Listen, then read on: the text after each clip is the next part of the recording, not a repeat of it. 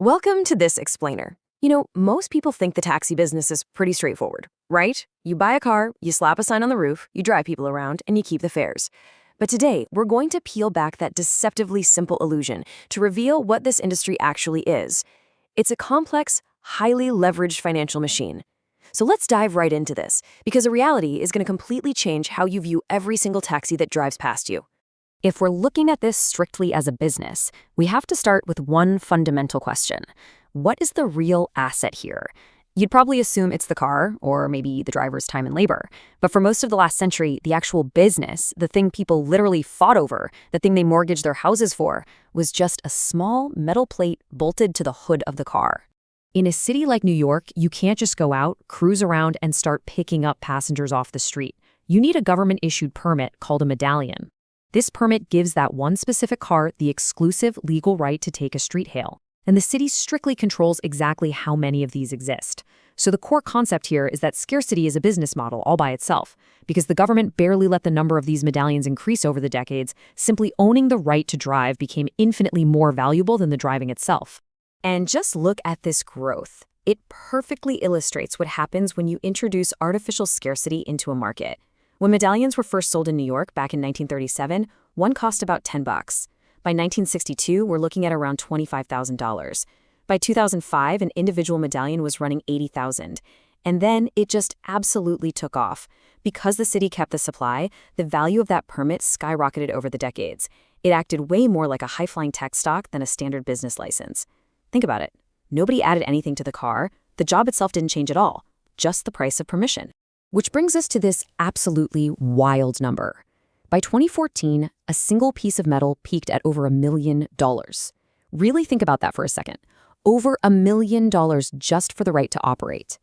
This creates our very first major trapdoor in the business. This massive valuation was built entirely on a fragile government promise to block competition. It's a financial floor built completely out of a regulation, and if that regulation ever weakens, the floor doesn't just creak, it vanishes. And that massive valuation builds into a much darker problem. The financing. Because let's be real, almost nobody had $1 million in cold, hard cash sitting around to buy one of these. They had to finance them. Getting into this business meant stepping right into a massive leverage trap, taking on a six-figure debt load before you had earned a single fare. Let's actually break down the baseline math here. First, you have to buy a roadworthy commercial vehicle, which runs $20,000 to $30,000. Then, because you're carrying paying passengers, your regular car insurance definitely won't cut it. You need commercial taxi insurance, which nationally runs between $4,800 and $9,600 a year. Add those upfront costs to a mortgage on a piece of metal that costs hundreds of thousands of dollars, and owners were heavily leveraged from day one. You aren't just buying a job, you're taking out a massive mortgage and betting your entire income on that asset holding its value. This is where we really need to understand how leverage behaves. Leverage is basically a blade with two edges. On the way up, using borrowed capital multiplies your gains. Like, if a medallion quadruples in price, your equity explodes because you only put a fraction of the cost down. But on the way down, it disastrously magnifies your losses. If the asset's price falls, your monthly loan payment doesn't magically shrink with it. That means you can drive exhausting 12-hour shifts, pouring your absolute life into the work and still drown in debt because your fixed monthly payment remains exactly the same while the asset's value completely evaporates. To really grasp the squeeze that happens next, we gotta follow the money. And to do that, we have to look at the two completely distinct games being played inside the exact same industry. So game number one is the driver. If you drive for a fleet, you're usually operating on a commission model. These drivers hand over up to 60% of their fares just to cover the use of the car and the license. They are doing all the physical labor, navigating the crazy city traffic and dealing with the passengers, but they're operating on incredibly thin margins because the lion's share of the money flows straight upwards to pay for the asset itself. Then you have drivers who literally lease the entire setup. In New York, these renting drivers were paying a median of $525 a week just for the vehicle rental alone. Add in short-term rental insurance, which can run another $125 to $250 a week. So a driver is paying over $27,000 a year in rent to medallion owners who, in many cases, never even touch a steering wheel. That is an entire income stream sitting heavily on the driver's shoulders, collected by a landlord essentially renting out a piece of metal. Now, this whole landlord-tenant income stream, those million-dollar valuations, the massive loans, All of it relied on one crucial thing. It relied on a regulatory floor. Everyone basically assumed that the demand for taxi rides would just always outrun the restricted supply that the government controlled. And honestly, for 80 years, that assumption held absolutely true. Right up until it didn't. And man, it broke almost overnight. The second ride-hailing apps arrived on the scene, they completely bypassed the medallion system. Suddenly, the supply of rides wasn't artificially capped by City Hall. It was capped only by how many people owned a smartphone and a car. That regulatory floor simply vanished into thin air. In New York, yellow taxi revenue completely plummeted, dropping more than 30% starting in 2011. Average driver earnings fell by roughly $10,000 a year shortly after that. Section 6, Case Study, New York City Taxi Medallion Collapse. Let's see how this abstract math of leverage and scarcity turned into a very harsh reality for the people caught inside the machine. There are basically two entirely different stories here, and it all came down to timing. For those in the optimistic scenario, people who bought decades ago in the 1960s or even the early 2000s and actually managed to sell at that 2014 peak, it was a total golden ticket. They saw returns most stock portfolios will literally never touch. But the realistic bad scenario is what happened to almost everyone else.